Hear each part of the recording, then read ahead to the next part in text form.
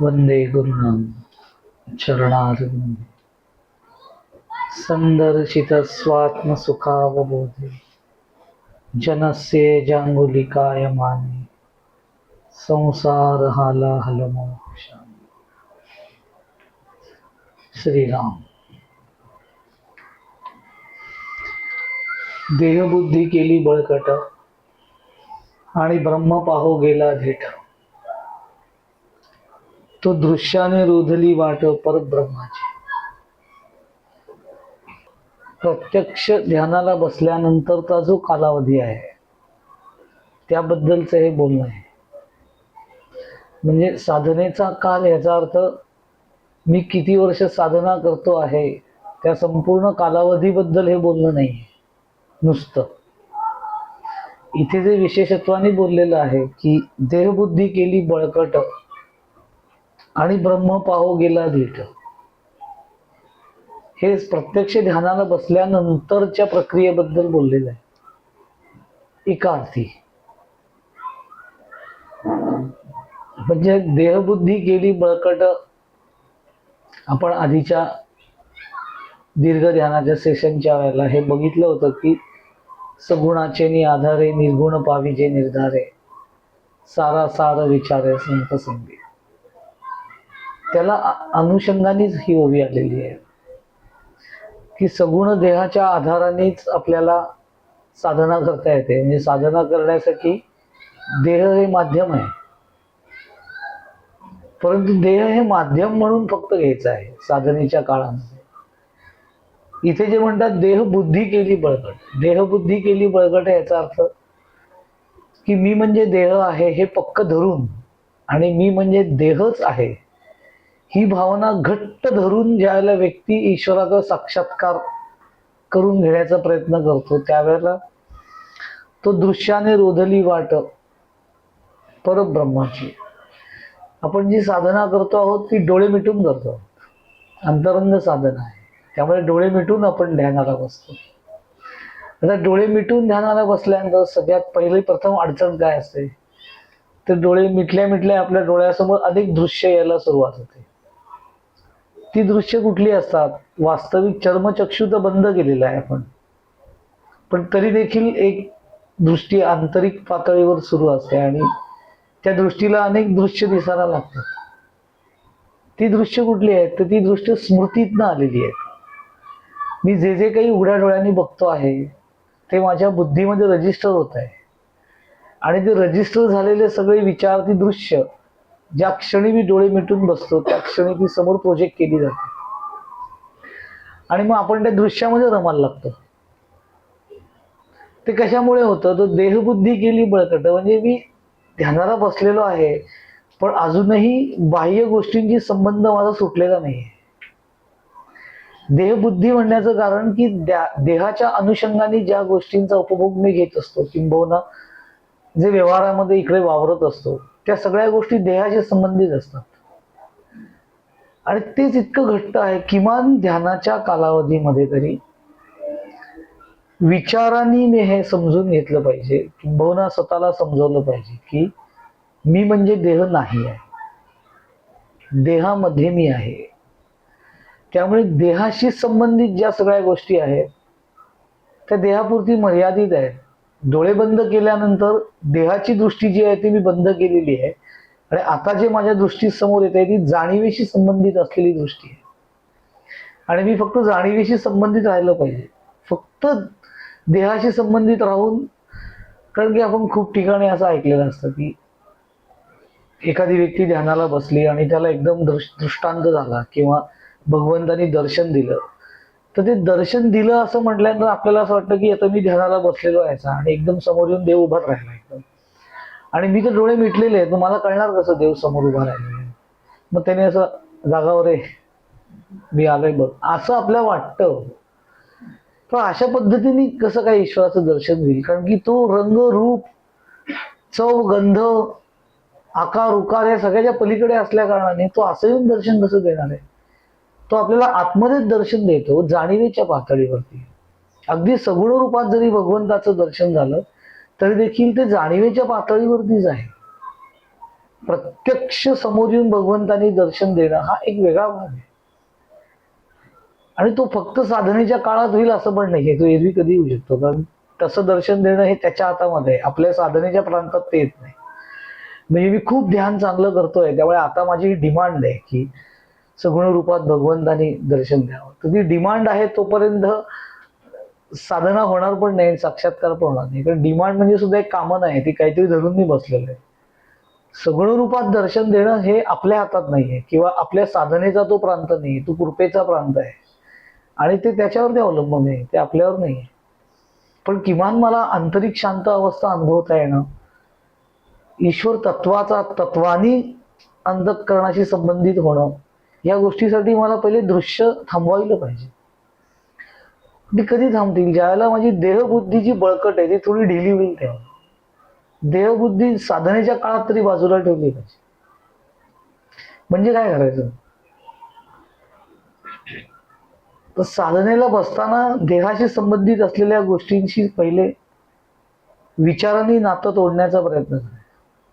म्हणजे आता मी ध्यानाला बसलोय ना, तर आता ध्यानाला बसल्यानंतर जे काही तो माझा कालावधी ठरलेला असेल, 1 तास, सव्वा तास, अगदी कमीत कमी 20-25 मिनिटं सुद्धा, त्या वेळामध्ये इतर कुठल्याही गोष्टी पहिले जाणून बुजून बाजूला करायच्या. वैचारिक पातळीवर काय चाललेलं आहे, इलेक्शनचा उद्या रिझल्ट आहे, ध्यानाला बसले, अजिबात ध्यान होत नाही, उद्या काय होणार आहे कळत नाही, कोण नाही, तुला काही तू बाजूला ठेवायचं सांग. तुझं काम तू केलेलं आहेस ना, बटन दाबण्याचं, पुढचं पुढे तू बघ. हे थोडक्यात देहाशी संबंधित ज्या गोष्टी आहेत त्या तेवढ्या वेळापुरती बाजूला करता आले, त्याचा विचार तेव्हा नाही करायचा. शांत राहा. विचारांनी पहिले हे जमलं पाहिजे. अनुभूतीच्या पातळीवर हे नंतर जाईल, पण विचारांनी पहिले हे प्रॅक्टिस करावी लागते त्याची, की प्रयत्नपूर्वक ते विचार बाजूला करावे लागतात. ते असे होत नाहीत. म्हणून तर आपण नाम घेतो आतमध्ये, ओंकार, ओम सोहम श्रीराम, याचा आधार घ्यायचा असतो. त्या आधाराने आपली देहबुद्धी फिकी पडते आणि अंतःकरण नामाशी संबंधित होऊन राहतं. सुरुवातीला नामाशी संबंधित होतं आणि नंतर नाम ज्या तत्वाचा निर्देश करत आहे त्या तत्वाशी संबंधित व्हायला लागतं. पण त्याच्यासाठी प्रॅक्टिस करायला पाहिजे. आणि मग तिथे म्हणतात देहबुद्धी केली बळकट. ही बळकट बुद्धी कधी होते? जेव्हा मी साधनेच्या व्यतिरिक्त इतर जीवन व्यवहारामध्ये सुद्धा सारखं माझं माझं माझं माझं करत बसतो, तेव्हा ती देहबुद्धी घट्ट व्हायला लागते. आणि अशी बळकट आणि घट्ट झालेली देहबुद्धी मी घेऊन ध्यानाला जेव्हा बसतो तेव्हा ब्रह्म पाहो गेला धीट असं म्हटलेलं आहे. ते धीट म्हणण्याचं कारण की काय मोठं डेअरिंग यायचं की एवढी मोठी सगळी देहबुद्धी बळकट केलं आणि आता हा जातोय परब्रह्म पाहायला. कसं पाहता येईल? कारण देहाशी संबंधित होऊन राहिलोय मी. तो दृश्याने रोधली वाट परब्रह्माची. आणि कशामुळे होतं? दृश्य डोळ्यासमोर आहे. सगळं स्मृतीमधलं यायला लागतं, चांगलं वाईट दोन्ही. असं काही नाहीये की डोळे मिटून बसल्यानंतर फक्त वाईटच गोष्टी येतात, असं नाहीये. चांगल्या गोष्टी पण डोळ्यासमोर येतात, पण ही सगळी दृश्य आहेत. आणि मन सगळं त्याच्यावर रमत बसतं. काय काय काय काय विचार करत बसतं लोक. ध्यानामध्ये चांगले सुद्धा का होईना विचार करत बसतात, एका पाठोपाठ एक विचार, एका पाठोपाठ एक विचार. त्याला प्रतिसाद द्यायचा नाहीये ना आपल्याला. विचार येणारच आहे पण त्याला प्रतिसाद द्यायचा नाहीये आत्म. मग आत्म प्रतिसाद द्यायचा नाही, मग करायचं काय? मग नामावरती न्यायचं अंतःकरणाला, मनाला.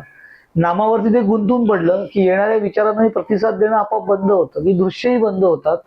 आणि दृश्य बंद व्हायला लागलं की देहबोध मावळायला लागतो आणि अंतःकरण शांत होऊन राहतं.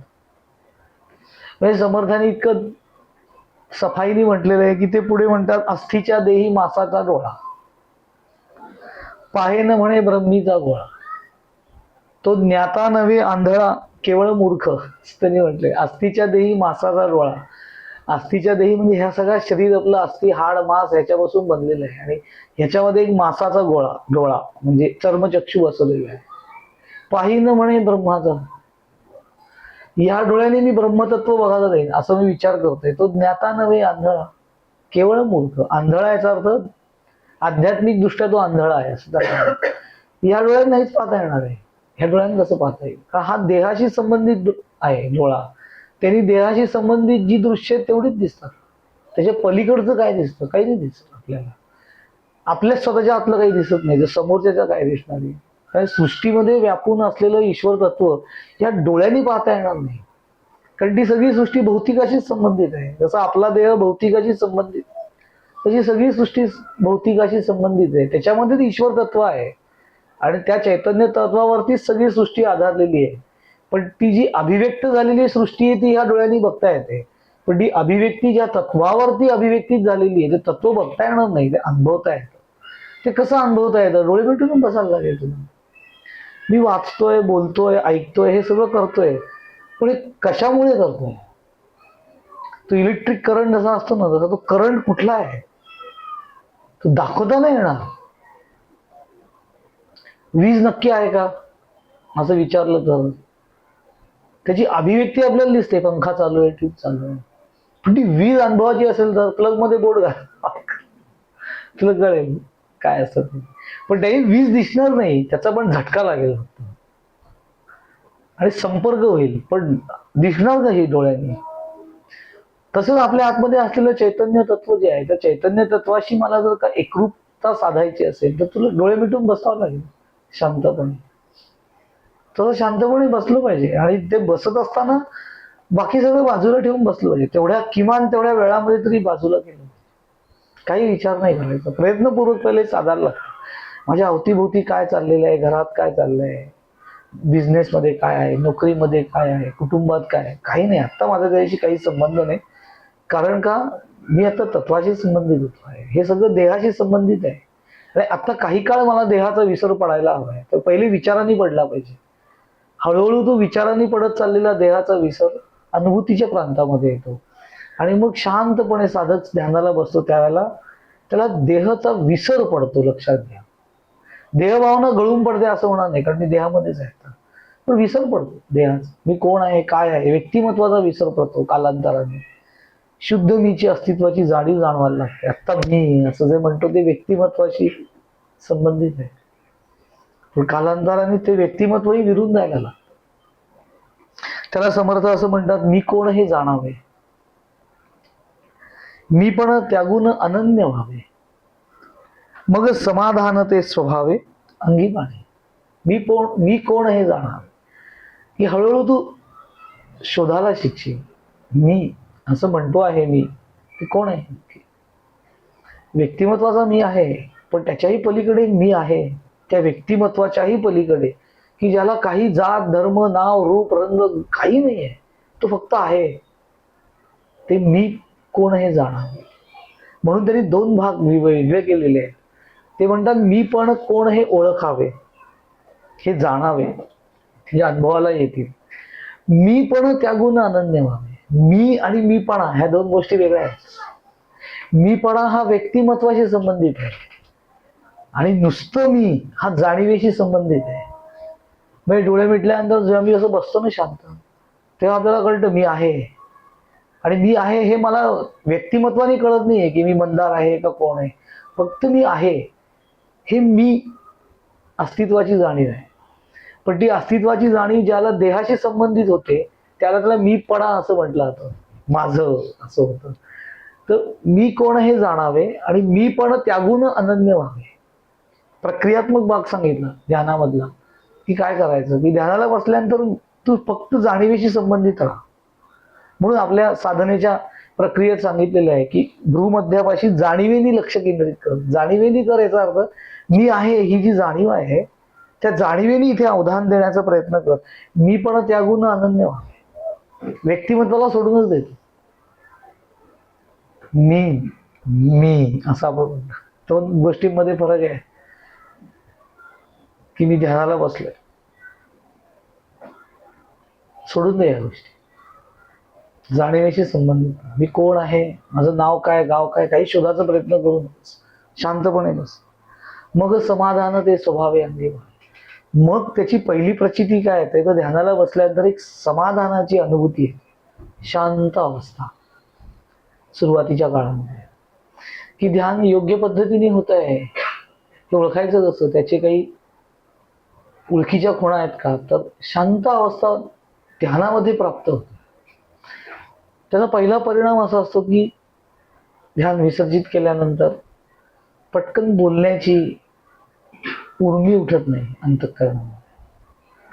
आणि काही सौम्यच तू बोलू शकशील. एखादी गोष्ट बोलायची असेल तरी सौम्य पातळीवर बोलली जाते. खूप कडक बोलणं होत नाही, कारण की आंतरिक अवस्था प्राप्त झालेली असते आणि तो संस्कार घेऊनच ती व्यक्ती सगळ्या व्यवहारामध्ये वावरायला लागते. शांत अवस्था. शांत याचा अर्थ ती व्यक्ती एकदम भूमीच होऊन बसेल, काही बोलणार नाही व्यवहारात, असं नाहीये. तो त्याच्या त्याच्या व्यवसायाप्रमाणे त्याला काही गोष्टी कराव्या लागतात, पण अंतःकरण स्थिर झालेलं असतं, शांत. प्रतिक्रिया ज्या असतात ना, त्या संयमाने यायला सुरुवात होते, एकदम धाडकन येत नाही. जेव्हा त्या संयमाने यायला लागतात तेव्हा समजायचं की आपली साधना योग्य होते. हे त्याचे काही ओळखीच्या खुणा आहेत. आणि ते म्हणून त्यांनी असं म्हटलेलं आहे की समाधान ते अंगी सहज भावे. पहिले प्रक्रियात्मक परिणाम काय त्याचा, तर समाधान. प्रत्येक गोष्टीच्या बाबतीमध्ये अंतःकरण अतिशय तरल अवस्थेमध्ये येतं. स्वीकृती वाढते अंतःकरणाची, त्यामुळे समाधान मिळते. माणसाची स्वीकृती वाढली की समाधान आपसूक प्राप्त व्हायला लागतं. जोपर्यंत स्वीकृतीचा भाग नसतो तोपर्यंत समाधान नसतं कुठल्याच गोष्टीमध्ये, कारण मी स्वीकारतच नाही कुठल्या गोष्टी सहजतेने, चांगल्या वाईट दोन्ही. चांगल्या स्वीकारायला फार त्रास आहे.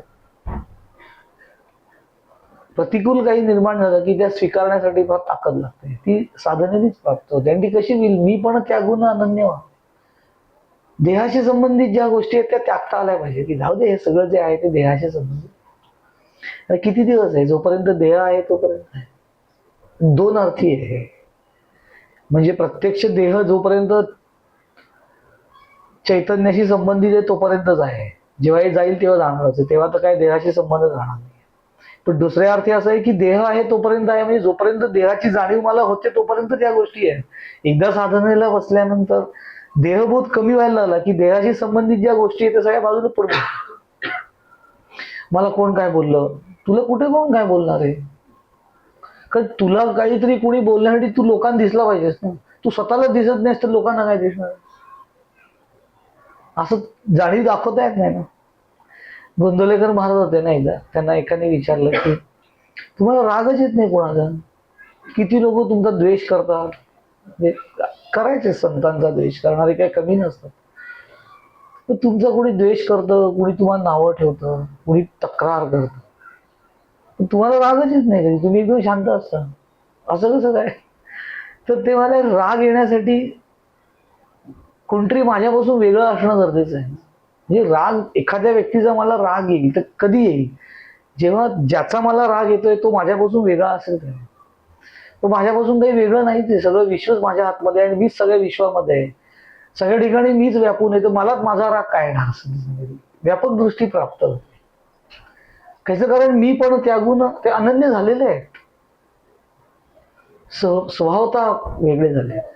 आपल्याला असं एकदम प्राप्त होईल का असं सांगता येणार नाही. असं आपल्याला नाटकीपणाने पण करता येणार नाही की कुणी आपल्यावरती असं रागावलं तर आपण लगेच त्याच्या बाबतीत की मला तर रागच येत नाही कारण की तुझ्या माझ्यात काही फरकच नाही, असं आपल्याला आत्ता बौद्धिक पातळीवरती पण झेपणार नाहीये. ते अनुभूतीचा भाग लांबचा आहे. पण अगदी तसंच व्हायला पाहिजे असं नाहीये. ही त्याचा एक परिणाम स्वरूप ते सांगितलेलं आहे की इतक्या व्यापक पातळीवरती अंतःकरण जातं की काही शिल्लकच राहत नाही. माझं तुझं हा भावच घडून जातो. साधनेच्या काळात तो विशेषत्वाने घडतो, व्यवहार काळामध्ये तो संस्कार स्वरूपाने अंतःकरणावर टिकतो, की आत्मने जाणवलेलं असतं की काही झालं तरी शेवटी सगळं एकच आहे. त्या उगाच कोणाचे राग करणं, द्वेष करणं याला काही उपयोग नाही. उगाच वेळ घालवणं आहे, तर सगळं मीच आहे, सगळ्या ठिकाणी तोच आहे आणि मीच आहे असं ती भूमिका यायला लागते. पण हे फार पुढचं आहे. आपण आता साधनेशी संबंधित लक्षात ठेवलं पाहिजे की किमान ध्यानाच्या काळामध्ये तरी मला ते अनुभवता यायला पाहिजे की मी शुद्ध स्वरूपाशी संबंधित राहीन. आणि हे पहिले मनातनं काढलं पाहिजे की मला असं काहीतरी देहाने दिसेल, डोळ्याने दिसेल, दिसणार काही नाही, अनुभवाला आहे.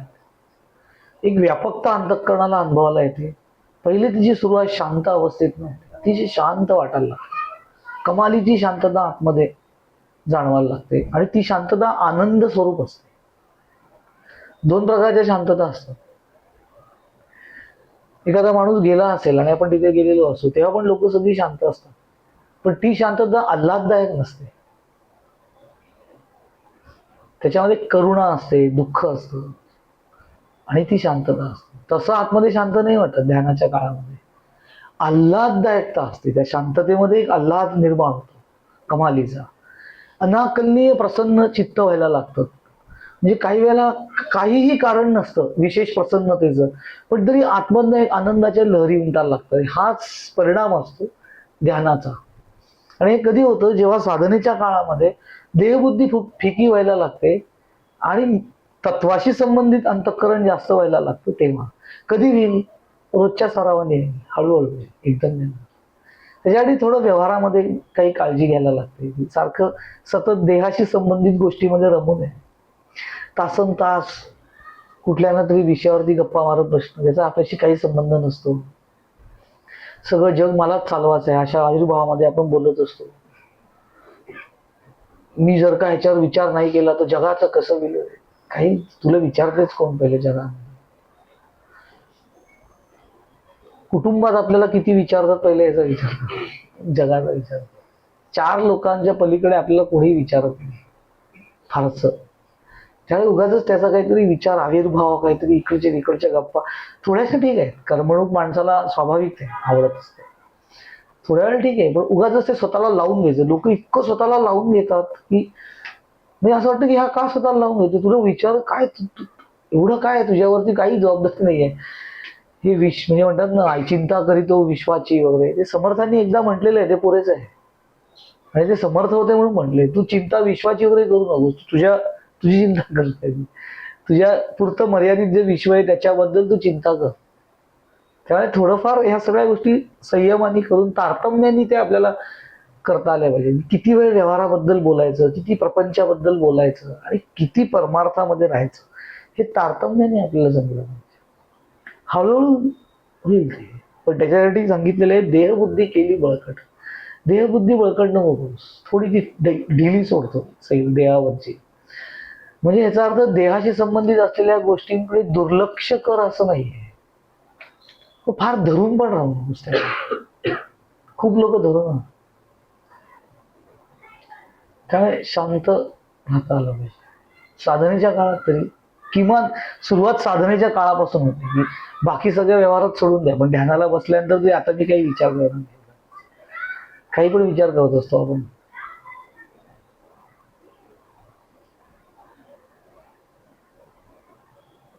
सगळ्या पृथ्वीवरती एकदम दुसऱ्या धर्माचं राज्य निर्माण झालं तर मला ध्यानाला बसता येईल असं काय काय लोक प्रश्न विचार लिहून पाठवतात मला. तर तेव्हा कळतं की देहबुद्धी आहे. तर सगळ्या पृथ्वीवरती एकाच धर्माची लोक झाले ते तू बघील ना, जरा चालवायचं. तुला जेवढं करायचंय तेवढं तू कर ना. आत्ता काय आहे का अडचण तुला? आत्ता तर असं काही झालेलं नाही ना, मग आत्ता ध्यानाला बस ना शांतपणे. आता करून घे ध्यान, पुढचं पुढे होऊ. काय तसा काळ खरंच कधी येईल का वगैरे, ते उद्याचा काळ येईल का पहिले विचार कर तुझ्या आयुष्यामध्ये. त्याची पण गॅरंटी नसते. त्यामुळे ते एवढं पुढचे विचार काहीतरी करत बसतो आपण ध्यानामध्ये. काही नाही, शांत राहा. किती लोक नास्तिक आहेत जगामध्ये. तुला काय करायचंय? कोणी काय असे ना नास्तिक, तू आस्तिक आहेस ना, बांधून तू कर द्या. हे सांगण्याचं म्हणजे हे विचार येतात मनामध्ये आणि लोक ते ध्यानामध्ये घेऊन बसतात.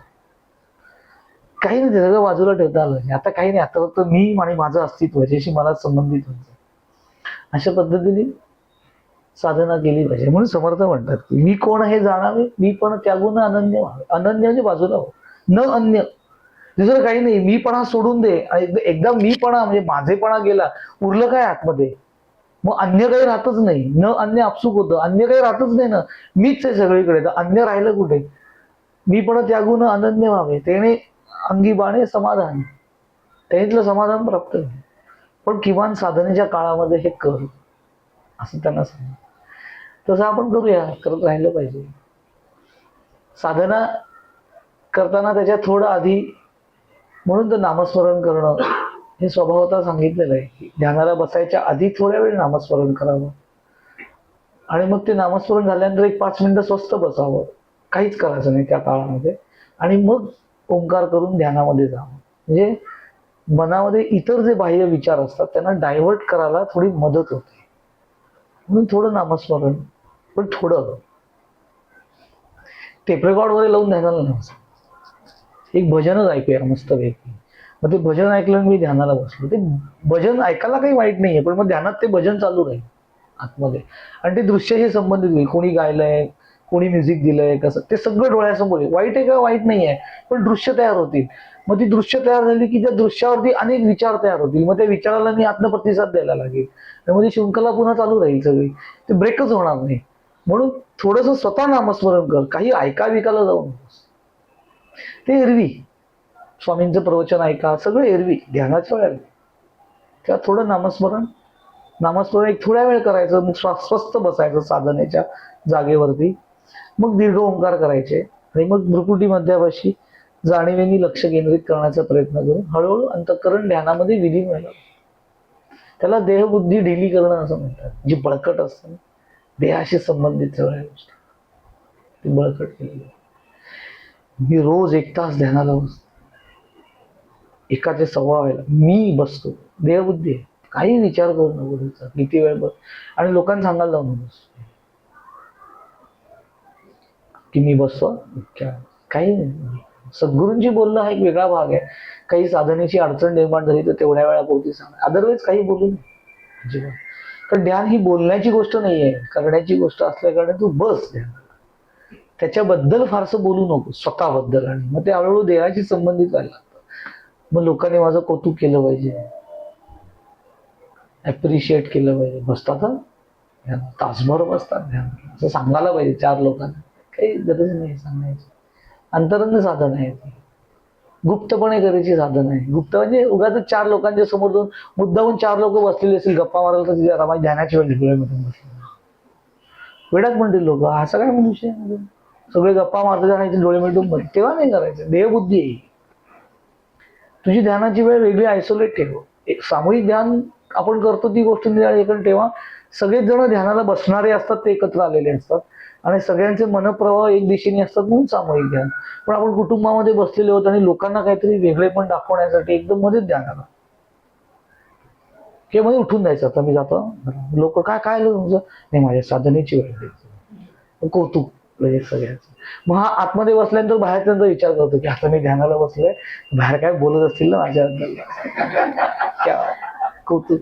देवबुद्धी. आता हे घेऊन कसं ध्यान करता येईल? कारण मी बाहेर विचार करतोय ते काय बोलतायत ते, आणि ते काय बोलत असतील काय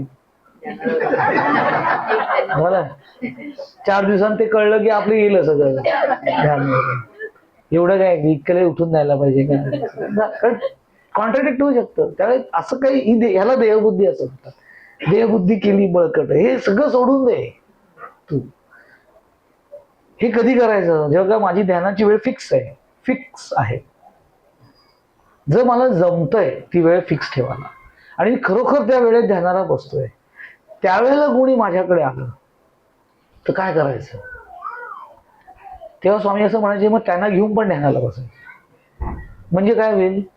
ते पुढच्या वेळी तुमच्याकडे येणारच नाहीत, किंवा त्या वेळेत तरी येणार नाही. पण हे मुद्दाहून दाखवण्यासाठी जेव्हा मी करायला जातो तेव्हा ती देहबुद्धी होते. सहजतेने जेव्हा ती वेळ गाठता येते तेव्हा ती देहबुद्धी नाहीये. पण जाणून बुजून असं करायला लागतं, कारण ही आयसोलेशन मध्ये नेणारी साधन आहे, आणि ती आयसोलेट पातळीवरतीच करावी लागते. एकांतामध्ये जाणारी साधन आहे, ते एकांतात करायला पाहिजे. म्हणून शक्यतो आपल्याकडे सांगितलेलं आहे की व्यवहार काळामध्ये बसू नये. म्हणजे ही भानगडच येत नाही ना. हे पहाटे उठून ध्यानाला बसलं की हा प्रॉब्लेमच नाहीये काही, पुढे आपल्या बरोबर आहे का नाही. प्रश्न तू उठण्याचा आहे फक्त, की तुला उठता येते का.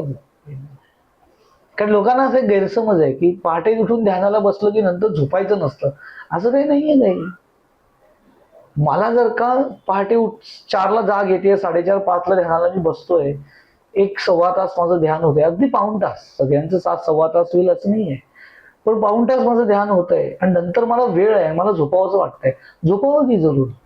असं काही नियम नाहीये की ध्यान झाल्यानंतर आता अजिबात झोपायचं नाही, असं कोणी सांगितलं तुम्हाला? असं ध्यान न करणारी व्यक्तीच सांगू शकते, की ज्याला माहितीच नाहीये ध्यान म्हणजे काय ते. कारण बऱ्याच लोकांचा हा गैरसमज आहे की ध्यान आणि झोप एकत्र आहे. ज्याचं ध्यान खूप छान लागतं त्याला झोपेची गरजच नसते. अजिबात असं नाहीये, लक्षात ठेवा. झोप आहे, ध्यान द्या. झोप ही पूर्ण व्हायलाच पाहिजे, जी शरीराची रिक्वायरमेंट आहे. शरीराची भावना कमी करायची आहे, पण ह्याचा अर्थ शरीराकडे दुर्लक्ष करा असं कुठले संत सांगत नाही. त्याचं जे रिक्वायरमेंट आहे ती आधी मिळाली पाहिजे. मला जर का झोप पूर्ण 6 तास हवी आहे ती मी काढलीच पाहिजे, नाही तर मग ध्यानामध्ये खूप छान ध्यान लागतं. लोक वेगवेगळ्या सुरात ध्यान पण करतात नाही, असं झोप पूर्ण नाही, शरीराचं काम करायला लागतं. तर असं काही नियम नाही आहे की जर का मला वाटत असेल की ध्यानानंतर थोडंसं अजून विश्रांती हवी आहे मला, मग मी 7 वाजता वगैरे पण जी काय माझी वेळ असेल त्यामध्ये चक्क झोपावं. हळूहळू ते रुटीनाइज होतं.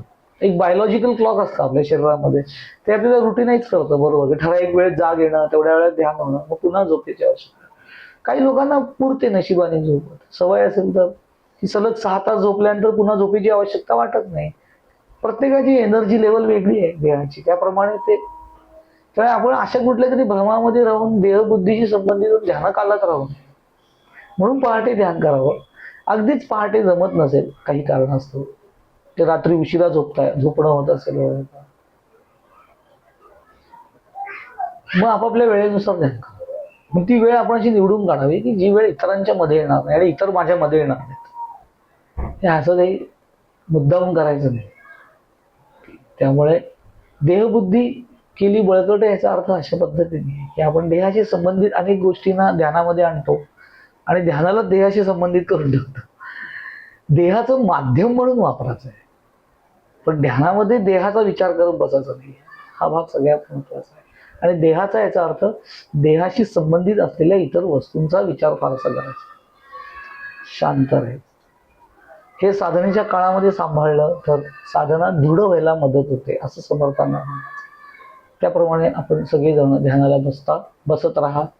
हळूहळू तुमची देहबुद्धी फिकी होईल आणि आत्मबुद्धी जागृत होईल. देहबुद्धी ते आत्मबुद्धी करावी असं समर्थांनी म्हटलं. गोंदवलेकर महाराज म्हणायचे की देहबोधावरनं देवबोधावरती माणसांनी यावं. देहबोधावरनं आत्मबोधावरती आणि आत्मबोधावरनं देवबोधावरती, अशा पद्धतीने हा साधनेचा प्रवास असतो. सुरुवातीला देहबोधावरनं आत्मबोधावरती येणं गरजेचं आहे. एकदा का अंतःकरण आत्मबोधावरती स्थिर झालं की देवबोधावरती जाणं म्हणजे ईश्वर प्राप्ती होणं हा कृपेचा प्रांत आहे. तो यथायोग्य काळामध्ये ईश्वर कृपा करतो. आत्ता आपल्या हातामध्ये आहे की देहबोधातनं आत्मबोधावरती येणं. तसं आपण येऊया, जरूर येऊ, साधना करत राहा. सद्गुरूंचा आशीर्वाद तुमच्या पाठीशी. हरिओमच. पुंडलिक वरदे हरी विठ्ठल. श्री ज्ञानदेव तुकाराम. पंढरीनाथ महाराज की जय. सब संतन की जय. जय जय रघुवीर समर्थ.